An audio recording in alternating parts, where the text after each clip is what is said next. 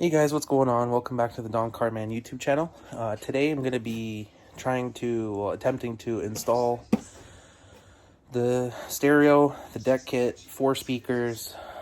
I'm trying to amp them up, but I don't have the amp today, so I'm going to just wire it wire it to the deck, and then I will, later on, I'm going to wire it for the amp, and then later on I'll install the amp. Might be in the same video, depends if it comes or not. We'll see. But the first things first, it's kind of cold outside, so I'm gonna attempt to do some of the wiring that I can here inside first, and then I'll move out to the actual car. So starting with the wiring harness I got here. This one in reverse. Hold on. Starting with this harness and the harness that plugs into the back of the deck. I'm gonna wire them up together using some connectors. I got a bunch of little connectors here. So here we go. Guys, so this one was nice actually. Has all the color coded what they do on here for the harness to connect to the car. The reason you need this is the car stock this is connected hardwired to it, so just a wire that comes out, or it might be a clip like this as well. I haven't actually seen it yet, but it clips into, or it comes like this, the male end, this is the female end, the male end for this goes into the back of the stereo. So unfortunately they can't sell it with the proper end on it, because then they can only sell it for that type of vehicle. So they just make it like this, and then they sell these so you can put it to basically any stereo to any vehicle. Yeah, so I'm gonna start. Luckily, you see there's a lot of the same colors in these two. You don't always go by the color, you go by the function. Now I'm lucky in this case because sometimes they don't come in the same. But you have like this yellow wire is written on it, 12-volt battery constant, 12 volt battery memory, yellow. And then this one, 12 volt B plus. So in this case they all match up, so I'm just gonna connect these together. And here we are. This is the completed wiring harness now, with the deck piece and the harness I had to buy for the car. So I am an amateur. Okay, I made a mistake here. The deck side actually had more wires than this side, so that's why you see these here, because I put the female side on first, so I ended up putting 3 extras on here than I needed, because my car doesn't have the features but the deck does. So learn from my mistakes. Count them first so you don't have to waste your connectors. So yeah, so now we're gonna start with the speakers. Already tried taking it off. There's supposed to be a cover here, but I lost it. There's one screw here. This is a screw behind this cap, and one behind this. You can just pop this open with your finger, just like that. Take the 3 screws out. There's 8 clips you're just gonna pull straight out towards you, all the way around it, and then lift up, and the panel will come off. You have these latches and that plug. There's a tab on one side, just pulls out. These just literally pop out. Oh, it's in there tight. There we go. There's one. And you just unhook it from the orange clip, lift up, and it comes out. Same with this one. Just pop it out, and then you gotta pull it out of this orange clip. Hold on. This is tough with one hand.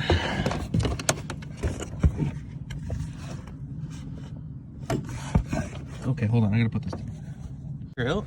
There's a clip here, just lift this up. Then this just twists out, like so. Unclip the wire from the speaker.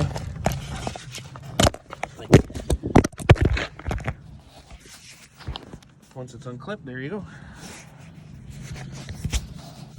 Once it's unclipped, there you go, you got your speaker. And I'll show you how to put your aftermarket speakers into this so it can fit back in there. Because if you look at the hole, you either, in order to put the stereo straight on there, you kind of need to notch out the metal, which I don't want to do. I'd rather just cut apart this and show you how to do it.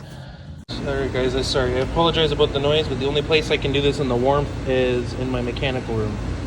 So what I'm going to do is I'm going to take an X-Acto knife. I'm going to cut along the inner edge of this, where the glue is, to separate the cone from the plastic.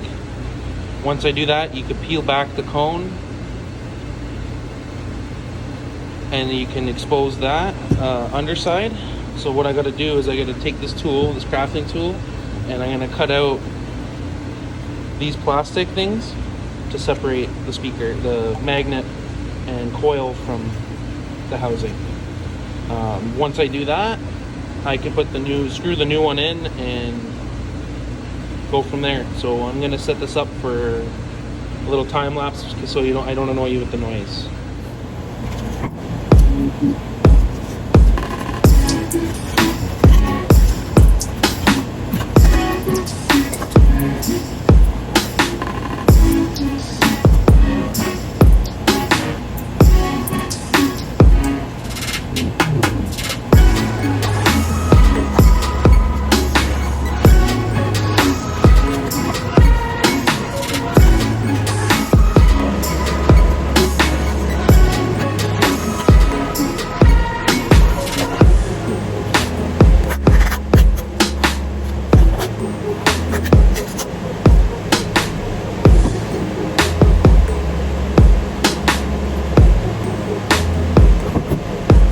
Dead. I actually had an issue. This thing is dead, won't charge, so I ended up using these to cut it. Came around. I saved these wires because I'm going to be putting connectors on them so you can connect it to here. That's if you're using the stock system, you can do it that way. I am going to be running an aftermarket amp. Just at the moment I'm running stock, so I'm going to wire it that way for now, and then afterwards I'm going to just plug in the hard wires I need. I'm going to be attempting to install the deck in here now. Figured we'd give it a listen just before changing it over. Sorry neighbors, I do have subs in here. I also unfortunately have to put Christmas music on because if I play the regular radio I might get copyrighted, so. And of course it's over.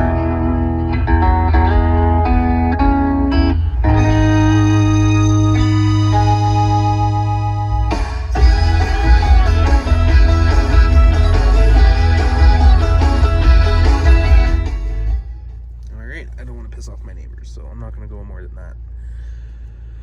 So I got my deck here, the deck kit. Wiring harness is already done as I showed you guys. So now we're going to get into taking this apart. I have instructions supplied by the company I bought these from. I bought the harness and the deck kit from. I used crutchfields.ca. It's a local online company. Plus, honestly, around here, the audio scene has completely died. So, they're basically like the only ones you can actually get this stuff from now without special order. So, yeah. There's basically one or two stores you can actually go to buy this kind of stuff. But the one I went to bought my speakers from and the deck from, they didn't have this in stock, and the price difference between this one and theirs was actually quite a bit. This was free shipping, and about $20 cheaper. So I went with this one. So anyway, I have the instructions on my phone. I will take a quick gander at them and I will get back to you. Okay, so to remove the dash, it says to open the glove box, start on the driver's side, and pry this. Oh, that came out actually pretty easily. So just pull straight out, and this should come out. There's a screw right there. You undo that, it pops this out, so you can actually get this out of the way. But I don't care about this car, so I'm just gonna pry it down like that and expose some of the screws. Okay, and then to release the radio, it says just grab from the bottom of the faceplate and pull up. Oh, there we go. Pull up to release the clips. There we go. Oh wow, this is super simple. Oh. Now normally you're supposed to unplug the electrical before you do this, but unfortunately for me, it's freezing outside and I'm doing this in the car, so I'm just gonna unheat it. I'm just gonna sit it in the heat. So faceplate's off now. Oh, actually, let me put this back on because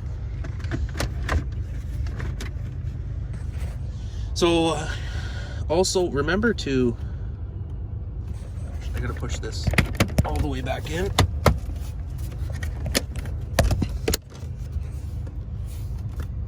So I can eject the disc.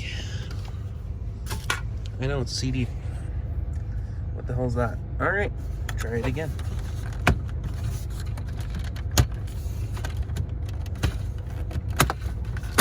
Oh man, this comes off so easy. Okay, then this clip. I need 2 hands for this.